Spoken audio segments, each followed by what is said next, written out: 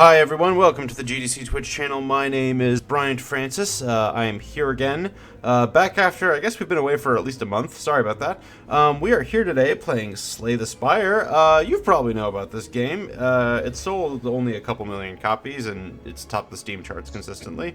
It's been around for the last couple years. I think it released in early access in 2017. But this year we are streaming it. It's a good game. We like streaming good games. We like talking to the devs behind those games. But also, we are streaming it because this game has been nominated at the 2020 IGF Awards, which will take place at this year's Game Developers Conference. The date will be March 18th, 2020. You can see in the upper left-hand corner this year's GDC dates. In the lower left-hand corner of the screen, I am joined by Casey Yano. Hello. Casey, how you doing?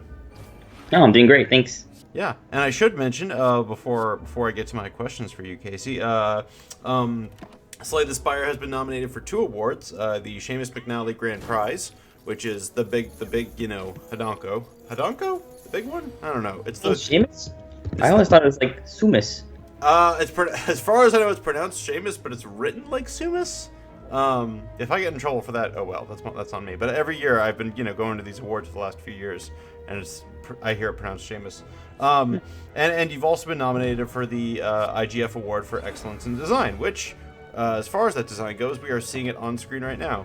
For those of you who don't know, Slay the Spire is a roguelike deck-building game where you take this hero on a roguelike adventure, using cards that you acquire through your adventure to build your deck and create unique strategies that change on every run.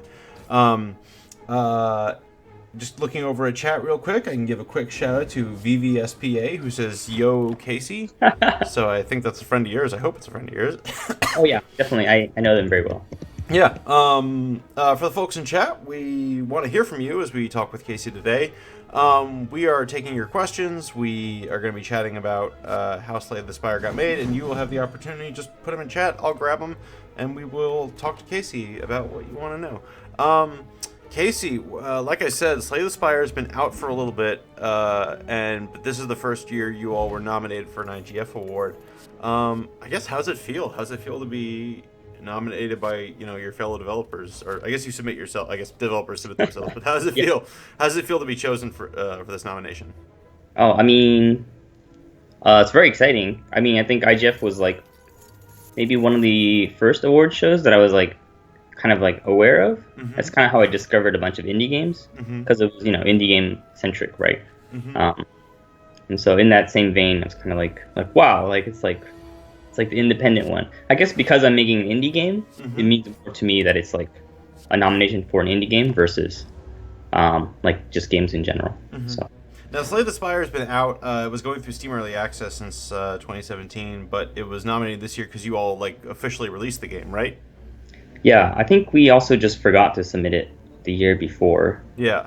I do remember reading the guidelines saying that you are able to submit a game even if it's not like complete, but like playable all the way from start to finish.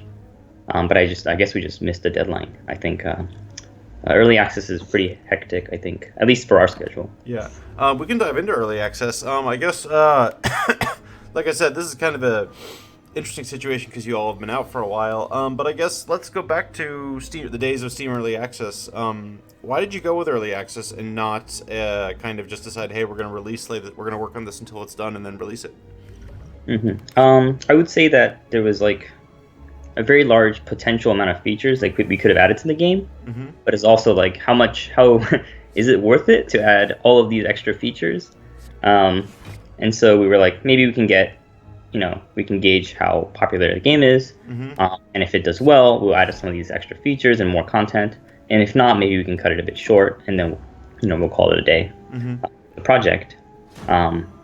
So I guess that's kind of why we released the game with 2 of the characters complete out of 3 that we were actually planning on, and that way we could have been able to be like, oh, like we're working on 2, and then we're gonna finish the 3rd one, and then once we're content complete, it's like then we'll just say like this is it, like this is good, like people will maybe be happy that we make another game instead of like adding more on, a game that maybe wasn't really popular, but right, things are a lot different.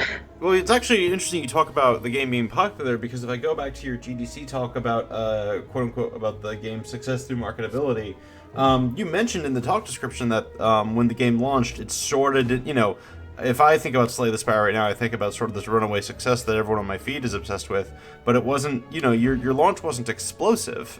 It took a lot of work to still build an audience, build a community, and ship updates for that community. What was that process like? That process was it was a lot of work. Mostly it was a huge scramble in the beginning, mainly because we had what was it? We were missing localization. I guess it depends on how early we're talking about. Mm-hmm. In the very very beginning, we were just kind of like making hot fixes, and then we were like playing around with balance very quietly. And then we were like, what are we supposed to do once we're out of early access? And so we looked at a bunch of other games, and then we were looking at our pace based on how much players we had, which I think in the first week or so, we had about maybe like 2,000 to 5,000 players, Mm-hmm. which I don't know if it was a lot or not. But we had our Discord server, and we had maybe like 5 active people. Mm-hmm. And so we were like, hey, we're going to update the game. Like, we're just going to update it whenever, whatever. And that was going to be great because it's just a very casual like exchange between like updating the game and then people like telling us what they think, like a very small handful of people telling us what they think about it. And then we're like, oh, maybe we'll work on those things. And that's actually what we did before early access as well. Just like we had a private channel, we had our friends, and then they would give us feedback. Mm-hmm. And then we would just make those changes. And so we would update almost every day when it was private. And so when we hit early access, we were like, oh, we'll just update once a week. And so we just decided that it would be like this 1 week update release cadence. Mm-hmm. And then it got bigger. And then the bigger it got, the harder it got to do the 1 week release. Mm-hmm. Because there was just so much more bugs to filter through, so much more feedback to filter through. Mm-hmm. And I guess that's kind of like the strange momentum that we rode throughout almost all of early access. Mm-hmm. That's so interesting. I'm guessing, and it sounds like that was the case because with more people giving feedback, you just found more things that you needed to work on, and that just stretched out the time between updates. We actually kept up with the weekly updates. Yeah. For a very very long time. Nice. It was too much, but now it's kind of done, kind of. I'm going to swim over to my question pile. How do you think? I'm going to ask one more question about early access before I move on. How do you think early access? Like early access is sort of an interesting feature because it helps developers, like I said, build that audience, start getting feedback on their game early, and sort of solve problems in a different way that they couldn't solve if they were just trying to release a finished product. But how do you think that going through Steam Early Access influenced your creative vision and your design for the game? Because Slay the Spire is this really cool, like the deck building approach, the cost, the way these mechanics sort of loop together. Obviously, there's some of these ideas, the ones you had at the start, but like, what do you think came out of your community-focused design approach that comes with early access? Let's see. That's a good question. I think definitely it shaped our content design. Mm-hmm. I think we shipped not with 75 cards, but like 70 or so, and we were just like adding a few or reworking a bunch, and you kind of start to get a feel for what kind of things are popular or not popular. I mean, to this day, I think some of the cards may not be the most popular, Mm-hmm. but at least like you'll be able to know what is and is not over time. And then of course, at least we collect data. Not like I think we have like checkbox, but we have gameplay data that's uploaded, and then we can make balance changes very quickly, and we can kind of test out a bunch of other like strange things. Like I think when we started working on the game, it was kind of more on the serious side. Mm-hmm. And then I started adding kind of like strange jokes and like very bizarre creatures. Mm-hmm. And like, those were like very positive. But we also didn't want to like go overboard. Mm-hmm. That like it's like a very jokey game. I mean, depending on who you ask, it is or is not like super jokey. Mm-hmm. But so we kind of have like this very serious facade, but like there's also some weird stuff that happens in the game. Because I don't know, that's just kind of what we figured out works for us and our game. And maybe it has to do with the art style. Maybe it has to do with my strange writing in the game. Mm-hmm. Maybe we should have hired a writer. But So I guess those kind of things are heavily influenced. Choices that didn't feel meaningful, we kind of try to update. And I guess, yeah, we uploaded and updated a bunch of things. Yeah. And we just have more and more questions when people play. And questions people have, the more we even change up like what kind of metrics we gather so we can make meaningful changes. A very good example is like when people pick a card, we know, so we get information on what cards people chose over what other cards they chose. That way we can gauge like a preference of what card they choose. And this is sorted on like difficulty and like where in the game you are. And so we have that kind of information on top of like the win rate. And so every card kind of has like a how fun is it value and like how good is it value. And I think we have realized that a perfectly balanced game may not actually be like the funnest of games to play. And so I guess that's like one thing out of all the... Yeah. What's a good example of a card in Slay the Spire that is really good but not really fun, or really fun but not really good? I guess I'm curious, like, what kind of examples you encountered. I see. We have a lot of straightforward defense cards. And I think there are definitely personalities where people just want to just increase your numbers exponentially. So there are cards that will like double like your strength, which is a very basic example of like a card that looks like it has a lot of potential, but if you don't understand the game fully, a card, for instance, that will double or slowly ramp up your strength throughout a whole combat is actually, to balance those, they have very high costs. And I think a lot of new players choose them without consequence, and they end up dying pretty frequently. Yeah. But those are like high potential cards that people love, whereas more simple cards like game block drop. Oh, like we just saw it. I think you just chose it in like the stream here. This is Shrug It Off. It's like you game block, you draw a card, and it's very hard to see why that's useful if you haven't played too many deck building games. It's like pretty boring, but also like very like core. Like if everything is wacky, nothing really comes together. So like the cards that are a base are generally not popular at first, but I think people start to understand how to play the game pretty well, and then they see the value. And seeing that value is so fun. That's it's like learning the game. Oh my god, actually, Shrug It Off, funny you mentioned it, we're going to see in this run that we're doing, Shrug It Off became one of my favorite cards, because I would mix Shrug It Off with Body Slam. I upgraded Body Slam to be 0, to cost 0, and the combo would be Shrug It Off, Body Slam, which would just cycle through. It both kept my armor up and, let me kill really quickly, which I was so... I just was playing this yesterday, and I was like, uh-oh, I'm in trouble. Like, I'm sucked in. Let's see. Moving on to another design question I have. I'm really fascinated by how this game uses punishment and curses, because I hit a point yesterday where whenever the game would present me like we just saw the golden idol opportunity, take this, get a relic, gain a curse. There was a brief moment where I, was trying to weigh the cost benefit, and then midway through the run, I began to realize curses may make it harder to do, like, you can see the injury that just pops up right now. Curses make those moments harder, but overall engaging with them makes a run more fun.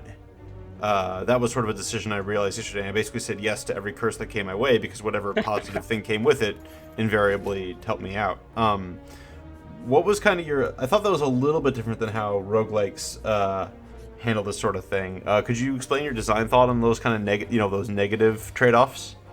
Oh, like negative trade-offs for games? Yeah. And roguelikes, I guess? Yeah, or in this game, yeah. I think we mostly want decisions to be based on, like, what is your current situation? Versus, like, something that is good and you get something bad. Why I say that is because you can make a deck that is very resilient to curses. There's, like, an obvious example where if there's a relic that gives you strength if you have curses. But I'm not going to use that example. But because the deck building game, if you're making a very, very large deck, like you're just getting a lot of cards, if you think a lot about it, the strikes and defends are kind of like curses in and of themselves, because they're kind of low value cards, and that's on purpose because we want to encourage people to try out new cards so they can discover, more of the intricate mechanics of the game. And curses are kind of like in that same vein, in that like you're like, oh, this curse gives you vulnerable, but there's a relic that can make you, maybe not vulnerable. Or there's a curse, like the curses matter too much if you're drawing a lot of cards. And in the end, if you draw 5 cards, but if you draw 2 of them as curses, that's like your opportunity in that one turn is so terrible, right? Like you pretty much, since the average cost of a card is generally like 1 or 1 point, slightly higher than 1. Like you're chosen to just play 3 of those cards that you drew, and that's like really bad. And so I guess in that way, we noticed that most of the curses, at first we had some other negative traits like losing max HP or losing gold or some other random stuff. But I think in general we discovered that negative things that you can interact with and have control over, especially cards. So I guess curses in that way are a good example. Some people still don't like them. That's fine. Maybe there'll be another better solution. That's a really good answer. Moving on to another part of the game's design. Man, this fight was really interesting because the way the attack swapped up, the attack curse swap off here worked. I sort of felt in these days that slipped into my deck. I was so fascinated by how, like the 2-1 alternate here, 2 cursors, 1 attacker, and then 2 attackers, 1 cursor. Something about that just like made this fight really hard to think through, especially as it added more of those exhausts to my deck. Going to kind of a broader level about design in the metagame with the map. I've got the interview up that a friend of GDC, friend of Gamasutra, Joel Couture did with your partner Anthony Giovanetti. Cool, I got the name right. We got his interview with Anthony here, and he talks about how the map that the player uses to navigate the quote-unquote Spire was inspired by FTL, and how it was valuable to have layered decision-making to add an element of risk-reward. Could you talk about the map process from your end and what you sort of thought worked really well about it? The map process. The process for making the map, I'm sorry. Also making the map. Yeah.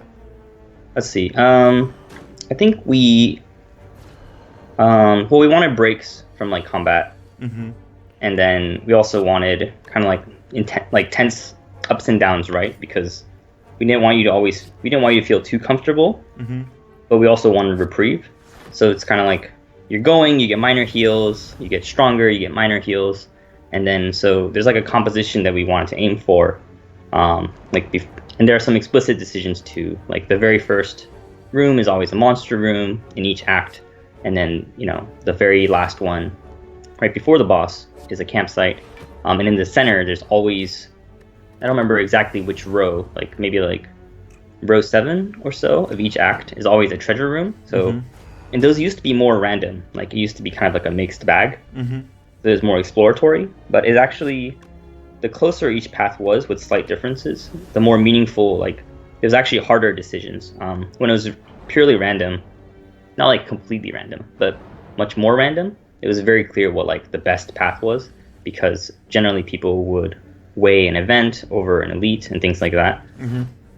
So I guess the lessons learned was if everything is really random, you actually have less choice when creating the map. We used to have like more rows, not more rows, more columns. So we had more and more paths, but we actually reduced those numbers and we reduced the height of the entire level a bit. But that's mostly probably because of game length.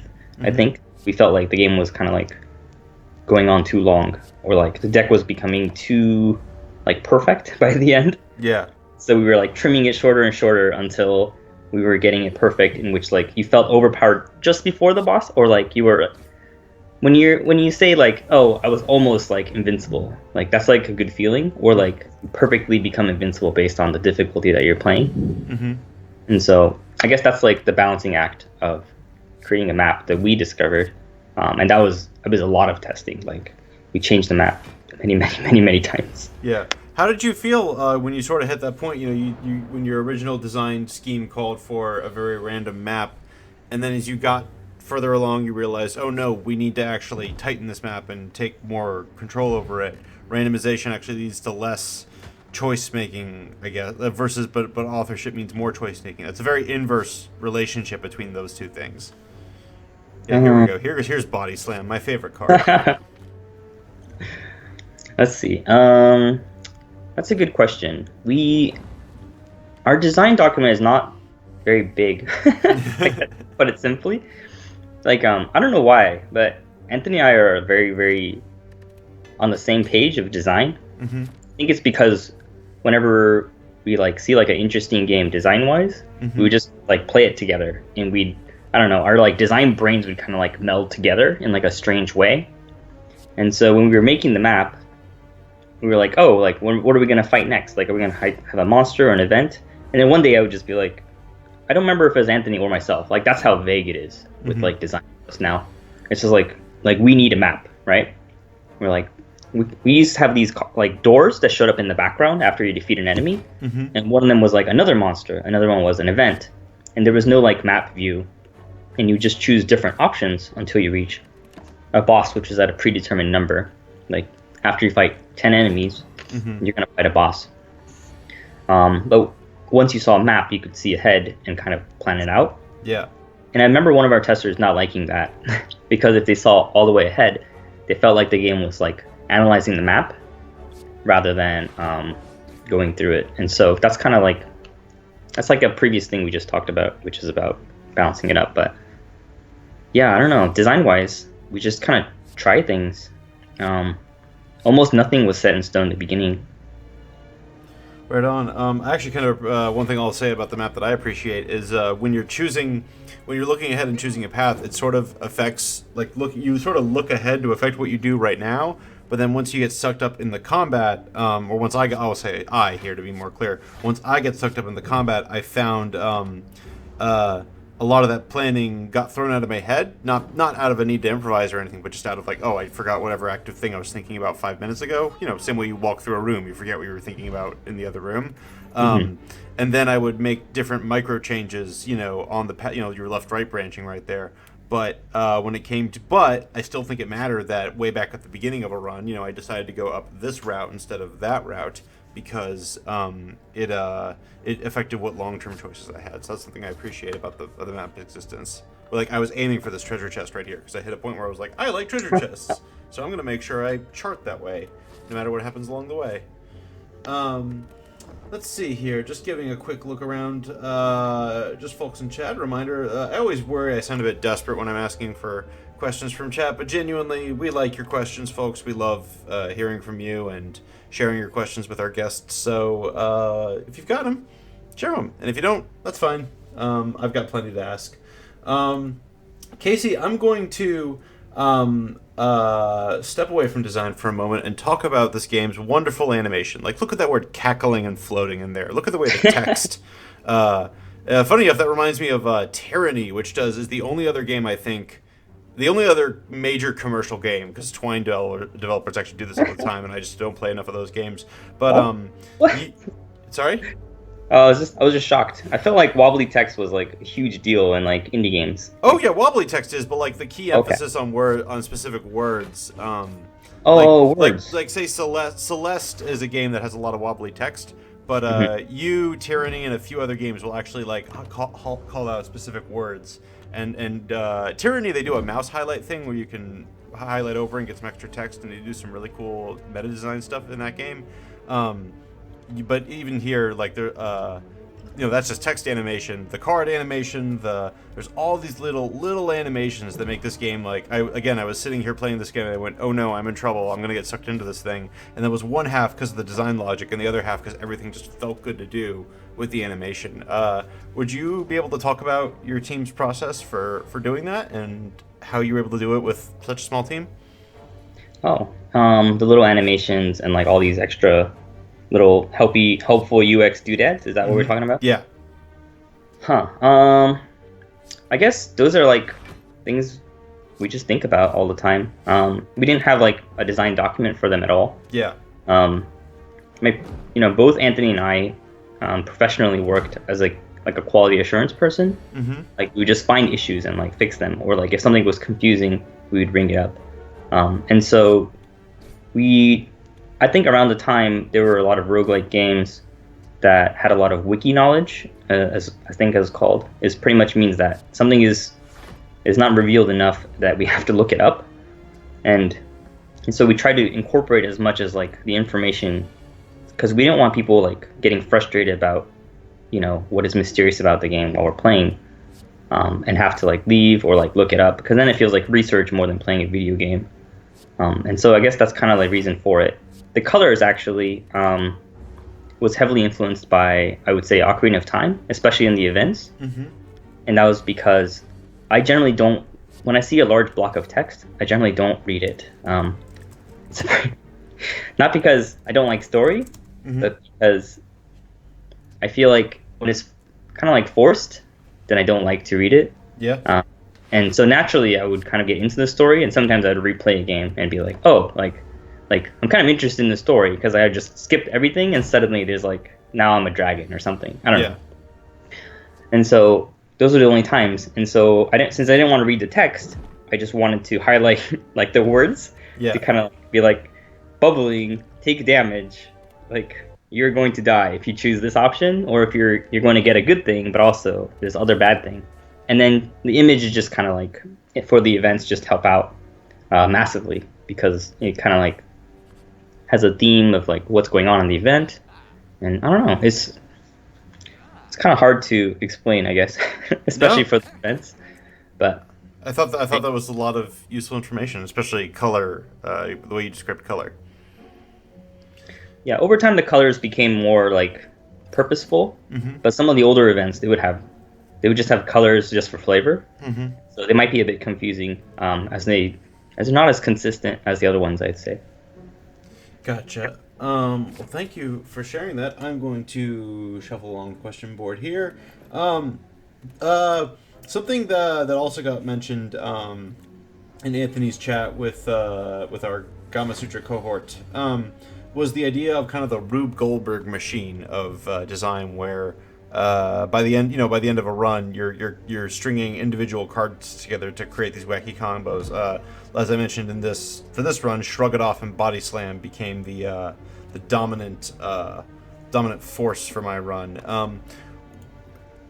How did you go about looking at your game and saying, okay, we have these individual card ideas, and these ones string together as a Rube Goldberg, and these ones don't, or these ones show up in testing, we didn't even know they string together. Could you talk about that process of kind of the combo system? Because that's part of what makes this game sing so much. Oh, I see. Well, the short answer is you just have to play your own game a lot. But I guess the longer answer is we try to evaluate cards. So we make a bunch of cards that we think are interesting mechanically at first, and we just kind of toss them into like the deck, right? Yeah. With, like, potential card pool. And then we play it a bit, and then we're like, this works, this doesn't work. Like, this UX for this kind of mechanic might be fun as like a physical game, but it's not as fun, in a digital game. So that happens pretty frequently. So we kind of like try to figure out what feels good in a game, in like our game, and after we determine that, we try to think of edge cases for those mechanics, right? Like drawing cards is very straightforward in our game, and so we have a lot of that, and so we have mechanics around drawing cards sometimes or dealing damage, and then we're like, strength is pretty simple. Like, we have this power system, we gain a bonus, and then we make other cards around strength, just like a bunch of strength-based cards. Like, one of them scales infinitely, one of them costs a lot, and you get like 1 strength, and it just ramps very slowly, and you just feel it all out. And then the Rube Goldberg happens when you try to combine 2 mechanics at once, but not in a way that it's so there are some cards that are very exclusive. Like, we're on the topic of strength, and so like a card that doubles your strength is like completely worthless for a non-strength deck. Yeah. That's actually a card that is not good for making like very strong synergies, but it also has a different purpose, which is if you are in that specific type of mechanic, it makes it very, very good. Like, you go all in. So it's like an all-in card, where other cards are more flexible. Shrug It Off gains block and draws cards. So it's like a high utility, just easygoing card. Yeah. Then you start, and then we choose like one card, which is like for each character, that highlights one mechanic. And for the Ironclad, that's like applies vulnerable to the enemy. And so we have another card called Dropkick, and that is if the enemy is vulnerable, you deal damage and you draw a card and you gain energy. Mm-hmm. And that's good because so dropkick by itself, if you don't have any vulnerable applying cards, Mm-hmm. it's not like applying debuffs in most video games is not like enticing, I think, at least in my head. But since their starting card gives you the opportunity to apply vulnerable every single game, Mm-hmm. having dropkick as part of the pool that's only good with vulnerable is fine. But generally, we just have to identify, what works and what doesn't. The Ironclad is the easiest just because it plays off of the core mechanics. I guess there is we added exhaust for this character. We wanted it kind of exhaust themed, but we did explore other themes as well, like self damage. Mm-hmm. It ended up not being very fun or very, very difficult to gauge how useful it was because I think the healing in our game is very, very restrictive. Mm-hmm. And also, it was hard to balance like HP loss and like healing, but that also somehow scales with other characters. And so that's why like the main relic is kind of like a healing relic. Mm-hmm. So it's kind of just, I don't know, it's very easygoing. We also tried different relics in the beginning too, and even different character, I think we called them loadouts, Mm-hmm. where we had different versions of the Ironclad, which started with different relics and a different set of starter cards. But that was eventually replaced by, I guess it's just called now. We call it the Gashapon system in the very beginning. Yeah. Which stands for what are they? They're like these machines in Japan. Yeah. Where you just, Gashapon systems where you Gashapon. you get a random capsule out and it has a random prize.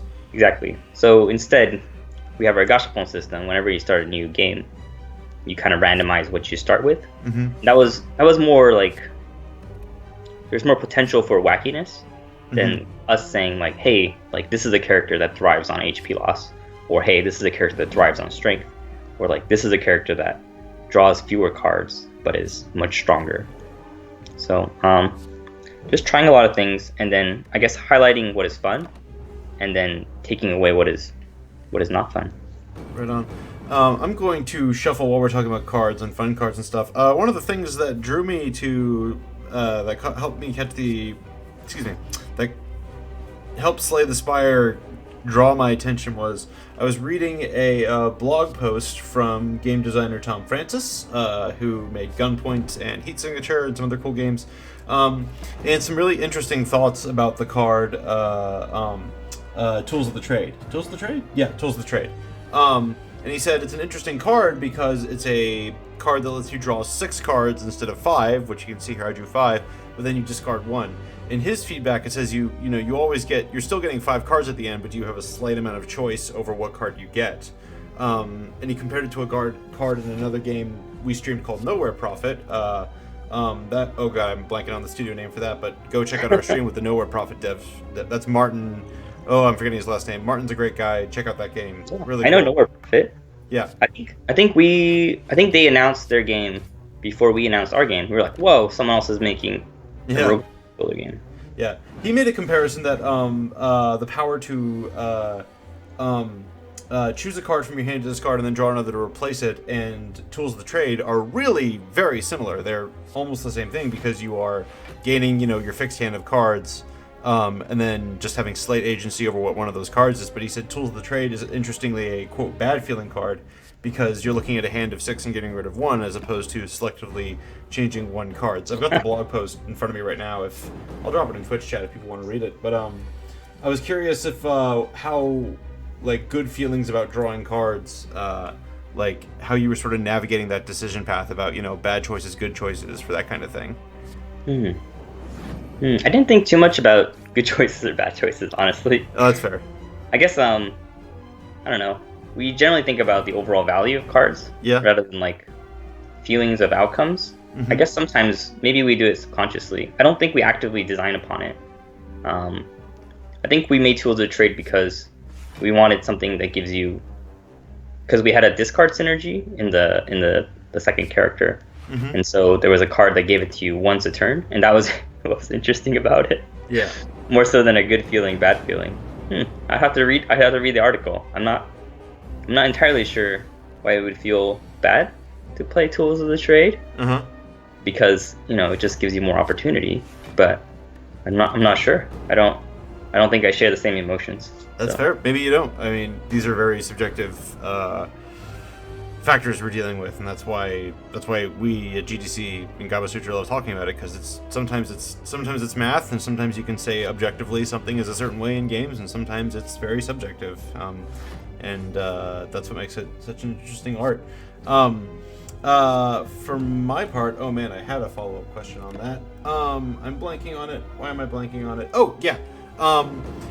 Since you said you talked about the value of cards, I play a game called X-Wing Miniatures, which I talk about way too much. And in that game, it used to be until very recently, there was kind of the equivalent of, like 1 gram in the game. Like one thing was costed in such a way that you could kind of gauge how everything was costed around that one thing. In that game, it was 1 unit. And that was recently changed so that the cost that was less clear. And I'm curious, like, what in your power measurement toolkit did you use to sort of say this thing is equivalently worth 1 point, and it does X result, and everything orbits around that way measurement. Did you have any tools like that, or did you use something else to figure out your power? That's an interesting question. We didn't have like a baseline, I would say. Yeah, I guess the baseline was the previous characters. Yeah. Because we try to keep the same like win rate. Uh-huh. And so we just have to look at the overall composition. We like to joke that Bash is the perfect card. Yeah. But it's actually, I think, probably slightly weaker than most of the cards we want it to be at this point, just because of the natural power creep. Mm-hmm.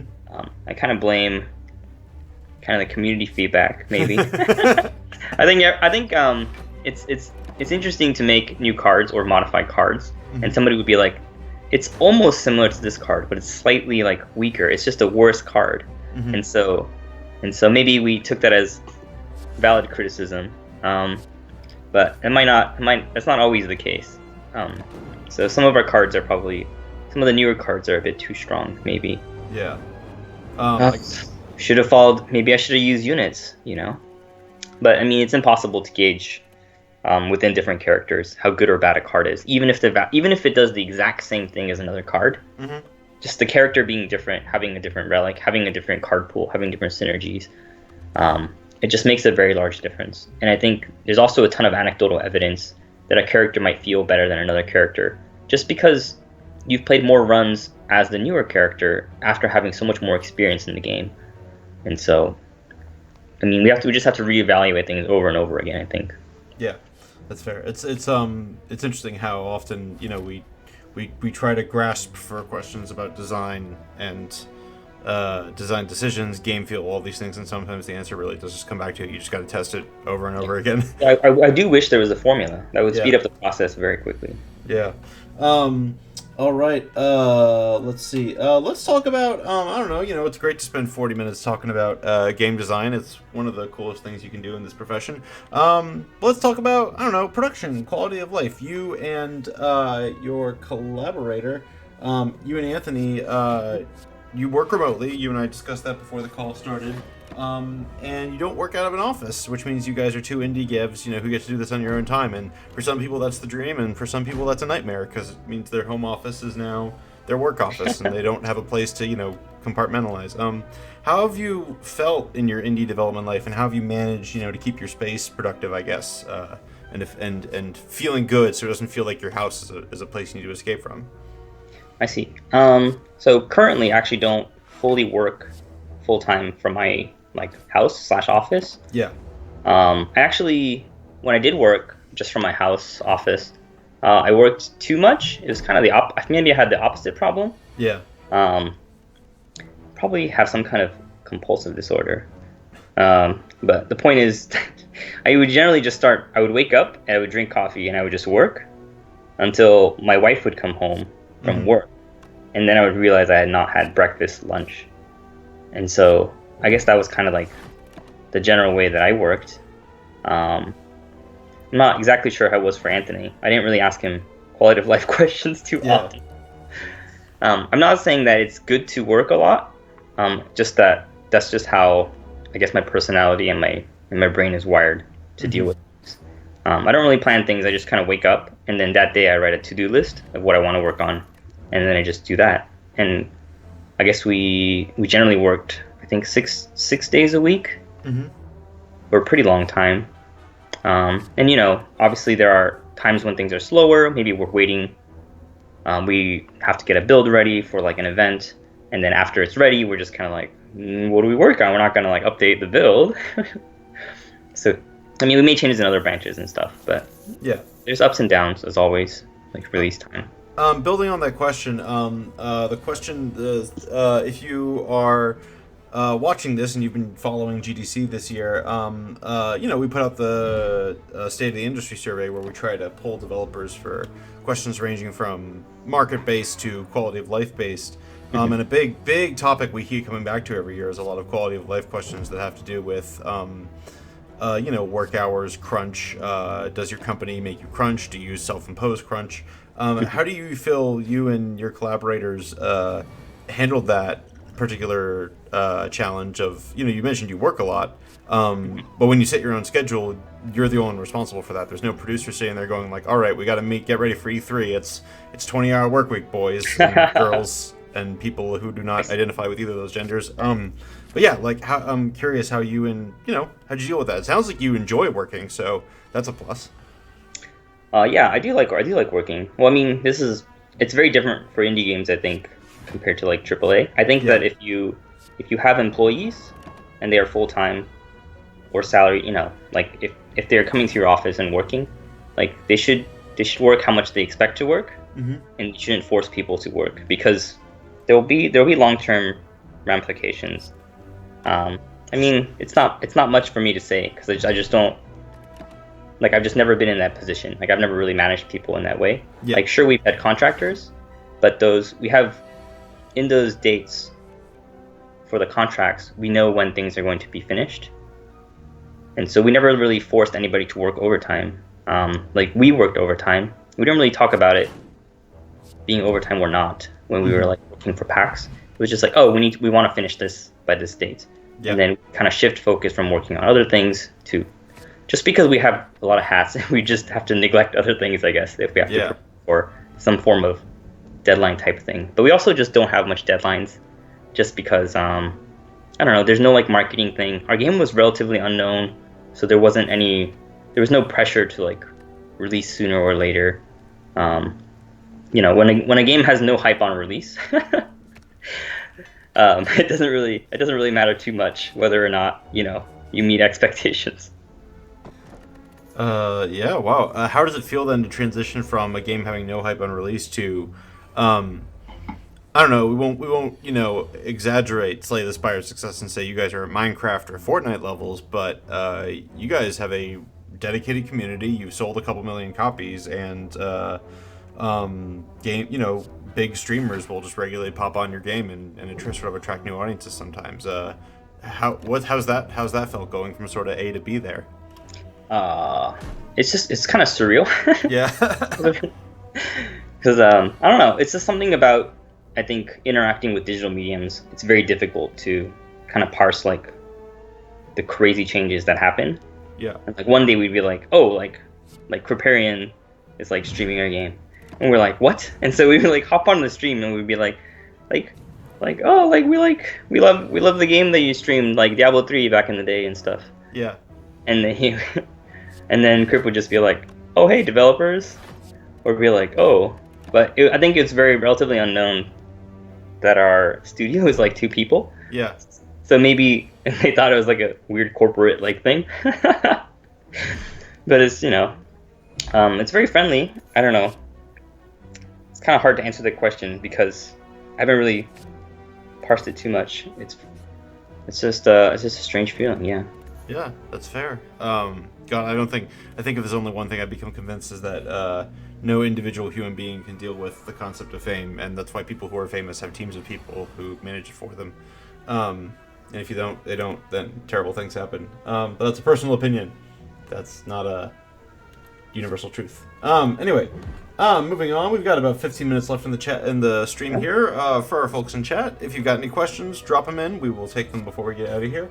For my part, Let's see. I guess, looking ahead for you and Anthony, I guess what's next for Slay the Spire? You know, you've got an award show next month, so I guess you guys will probably have to, I don't know about a suit, you all will be picking out some collared shirts for that ceremony. Or you can show up in t-shirts, it's fine. It's a game developer ceremony. No. I will not be there with a t-shirt. That's messed up. That's fair. Anyway, yeah. So, what are you guys interested? What are you guys excited about? Can't just show up in a t-shirt. What are you guys excited about for the future? What are we excited about for the future? Oh, my alarm is going off. You excited to take care of that alarm? That's what you're excited about. Oh, you fine? I can't hear it. Fun fact. So. Oh, someone else's alarm. Huh. Anyway, sorry. What are we excited about? That's a good question. I think we're still working on. I don't know. We don't really plan too far ahead in the future. Mm-hmm. We're finishing up. We're helping out with some porting work, and there's some localization work and some other a lot of work related around Slay the Spire. Mm-hmm. Yeah, we generally kind of talk about it each time afterwards. Mm-hmm. We don't constantly ask how do we feel about working on this next. If we're both feeling good about it, we'll probably push forward. I'm not sure. I think we're also kind of into maybe pursuing different projects as well. Mm-hmm. But nothing is completely set in stone. It really depends on I'm not really sure, but I think that I think if there's a good idea for Slay the Spire that you want to work on that gets us excited to work on it, then it's because we're also really into content design, and so maybe I'm not too sure if we'll be expanding. I'll have to think about it. It's not. I guess it's not sure. That's the answer. That's a good. I don't say that's a good answer. It's hey, no one knows the future. No one knows. No one knows what they got to be ready for. So, being ready for that is the same. Being ready for what you're not ready for is a good way to do things, I think. Anyway, after that ramble, I guess my last question, because coming up with questions is genuinely challenging, and sometimes you just run through your list. Y'all, we're streaming this because y'all are nominated for the IGF awards. There might be other developers watching this now or later who are also hoping to one day, participate in those awards. Oh man, these little guys weirded me out so much. I was like, where did they come from? What is going on? Are they cute? Yeah. Okay. What's this guy with the confusion thing on his head? Anyway, my question would be, I guess, if for developers who are interested in participating at the awards, what would you say to them? They're an indie dev, just like you were when you started developing this. They want to make something that's IGF, ready for the IGF. What's your thoughts for them? To make a video game, you mean? I don't know. Make a video game, market a video game. I don't know. It's basically I'll role play this for you as it's a developer. They're working on something indie and cool, and it's neat, and they're looking at your IGF nomination and going, man, I'd love to be there one day too. I guess what would you say to that person? I see. I would say that if you try new things and it's clear that you are trying new things, then people will be very receptive to that and they'll support you. But I think if you're trying to make a knockoff, I think some people think that they have figured it out by working on some kind of genre or some kind of aesthetic that they think works, then people will catch on to that. I don't know. You just have to be genuine, I think. And if you are, I think it's very obvious. Right on. So work on what you think, you think you want to make, you want to play, and not what you think other people want to play, but what you genuinely think the world is missing, I guess. Mm-hmm. So that's my advice. It's a good answer. And if you fail, that's fine, because if you fail, it doesn't mean you fail. It means that you are learning stuff. You are becoming a better developer. So. Right on. I know I said before that we have 15 minutes left in the stream, but like I said, sometimes you just run out of questions. You make a nice list, you do some research, and you go through the list, and then you look over, and there's 10 minutes left. Mm-hmm. And thankfully, because I run the show, and not a network, not ABC, not Netflix, not Hulu, because I'm in charge, I get to say when the show ends. With that in mind, thank you everyone for watching our conversation with Casey Yano today. The game has been Slay the Spire. You can check it out on Steam. I know it's on Nintendo Switch. What other platforms is it on, Casey? I should have gotten that much sooner. I think it's currently on Xbox One, PS4, Switch, and PC, Mac, Linux. Sweet. And they'll be coming out on more stuff. So I didn't even know there was more stuff to put it out on. But yeah, you should check out Slay the Spire if you haven't already. It's a good way to kill 3 hours of 3+ hours of your day and just not even realize they passed. Yeah, this stream is really distracting. What, the game itself? Yeah. Oh yeah. Yeah. Oh my God. Watching my own, because I know more about the game 4 hours after playing it for 4 hours than I did at 2. 1 or 2. I get to look back and watch my own mistakes when we pre-record footage like this. For folks at home, if you'd like to see Slay the Spire at the IGF Awards, you can join us at Game Developers Conference in person, March 16th through 20th. The awards themselves will be on the 18th on that Wednesday. And that'll be in the evening, and you can everyone with a GDC pass can attend. If you are going to be at home, wherever you are in the world, you can watch this Twitch channel. If you hit that subscribe button, not subscribe, follow. Subscribe's a different thing on Twitch. If you hit that follow button, you will be able to watch the awards ceremony live, which will include the IGF Awards, where Slay the Spire is nominated, and the Game Developers Choice Awards, where a whole bunch of other games are nominated. For the rest of February into March, we're going to be doing our best to talk to a bunch of the nominees. We've actually already, it's funny, when I was booking people for this month and next, I was like, wow, we streamed a lot of these games already before they were nominated. Big and small, that was something really special. EC94, this guy is talking without moving his mouth because the guy you are looking at is Casey, and I am Bryant. I am invisible, because that's some of the trade-offs we have to do to run this stream. But I appreciate you joining us, EC94. Anyway, with that, we'd love it if you followed the channel. If you're interested in other information about this year's IGF nominees, GammaSutra.com is running the Road to the IGF, a series of articles interviewing a bunch of IGF developers. So if you if you enjoyed hearing from Casey, I will drop the one with Anthony into chat so you can read what he had to say about this really cool game. With that, I think that covers it. Casey, if they've got more questions about the development of Slay the Spire, where can they ask them? I'm always kind of hanging out in the Discord, but if there are any questions, post in other social media things, even our Twitter, even our support email addresses. We pretty much always answer them. Yeah, I would say. I don't know. We're very transparent, I think, compared to. I don't really say compared to anything because I've never asked other developers questions, but I don't know. We're always around, so. Right on. It should be enough. As we close today, I'll just note that when I saw that this little slime had a bowler hat on, I paused, I laughed a little, and then I moved on. EC94, Casey is a dev for this game. Casey is one of 2 developers, plus some contractors for Slay the Spire. I would say we have 2.5 developers. Yeah, 2.5. That makes sense. In fact, if you go into the game... we have 3. We'll let EC94's comment go through before I close the stream. They say thank you for the amazing game. They love it. So you're welcome. Thank you for playing. Right on. With that, now I will officially click the closing button. EC94, if you or anyone else want to check out the full stream, it's going to be archived on our Twitch channel, so you can watch the full thing and our highlights. And then I'll also kick it over to YouTube, so you all can watch it there as well. With that, have a good day, everyone. Have a good Wednesday, and enjoy the rest of your week, and enjoy your time in Slay the Spire. Bye.